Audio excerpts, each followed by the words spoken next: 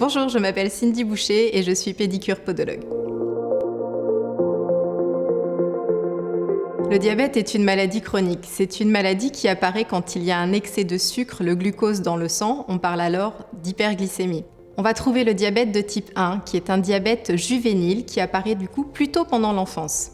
Ce diabète est dû à un problème de production d'insuline par le pancréas. L'insuline est une hormone qui sert à réguler le taux de sucre dans le sang. On trouve aussi le diabète de type 2, qui est le diabète le plus fréquent en France. 92% des patients diabétiques sont atteints de diabète de type 2.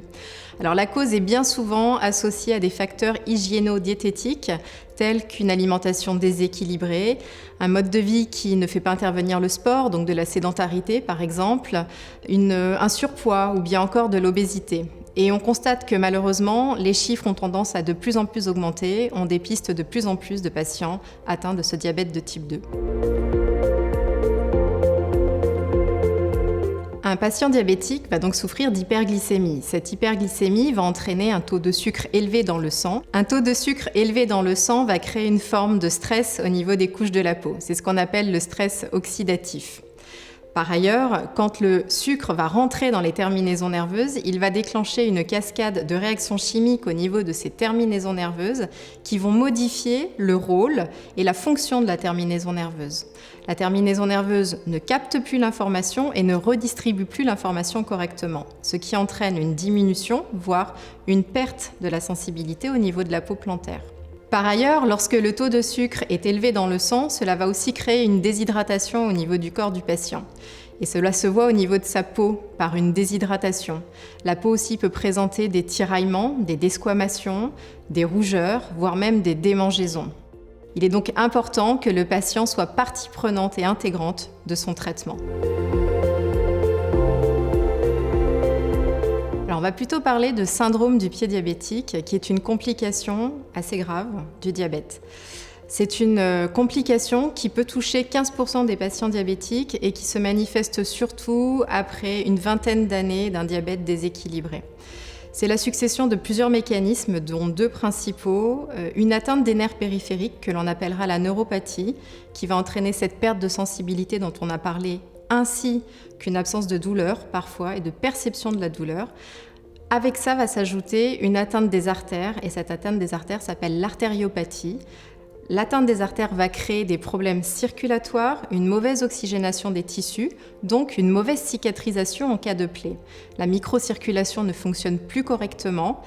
Avec ceci s'ajoutent des facteurs favorisants ou des facteurs aggravants. C'est une cascade d'événements qui va déclencher un processus complexe sur lequel nous allons pouvoir retrouver des plaies gravissimes, comme nous pouvons appeler le mal perforant plantaire. Ce mal perforant plantaire arrive sur une zone où il y a un appui particulier.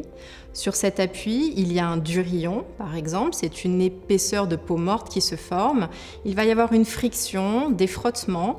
La couche cornée va venir se modifier et sous ce durillon, on va trouver une ulcération, une plaie qui ne pourra jamais cicatriser toute seule. Le patient diabétique devra donc faire des soins réguliers avec une prise en charge pluridisciplinaire car la plaie ne pourra jamais guérir spontanément à cause de ce trouble de sensibilité et ce trouble de la cicatrisation. Il est important que cette prise en charge soit faite de manière méthodique, autrement nous pouvons aboutir à des causes d'amputation. Un patient qui se prend en charge, qui suit les soins réguliers et qui suit le traitement que lui impose l'équipe médicale va pouvoir fort heureusement guérir de cette plaie diabétique.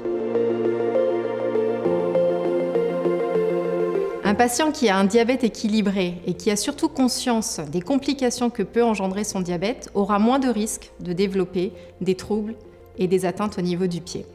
Il devra veiller néanmoins à exercer une routine quotidienne qui passera par un lavage soigneux et quotidien de ses pieds en utilisant un savon doux, bien rincé, éviter aussi les bains prolongés ou de l'eau trop chaude. Il devra veiller à bien sécher, surtout au niveau des orteils, pour éviter les macérations entre les orteils.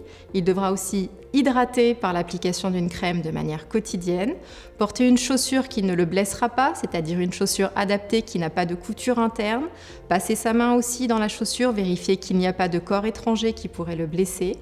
Il ne pratiquera pas d'auto-soin et ira se rendre chez son pédicure-podologue qui aura une action de conseil, de surveillance et de suivi de ces pathologies diabétiques. Le patient doit surtout être acteur de son traitement, acteur de sa prise en charge. C'est le meilleur moyen d'éviter toute complication. Je dirais qu'il est important d'avoir une hydratation quotidienne. Il faut s'hydrater les pieds tous les jours. Le patient pourra utiliser une crème hydratante et protectrice à base de glycérine. Elle pourra aussi contenir un faible pourcentage d'urée qui permettra une meilleure pénétration du produit dans la peau. Il ne faut pas oublier que l'hydratation peut être le moment où le patient va pouvoir inspecter ses pieds. Regarder s'il ne souffre pas de rougeur, s'il n'y a pas un changement de coloration au niveau de la peau ou des ongles, s'il n'y a pas de fissures, s'il n'y a pas de plaies, s'il n'y a pas des déformations qu'il n'avait pas vues peut-être à l'origine de douleurs ou de choses qu'il ne perçoit pas. Donc il faut l'instaurer dans une routine. Et n'oublions pas encore que la peau constitue le plus grand organe du corps humain. Il est donc important de la protéger, de la nourrir en l'hydratant intensément. Cela permet d'éviter les effets et les complications du diabète.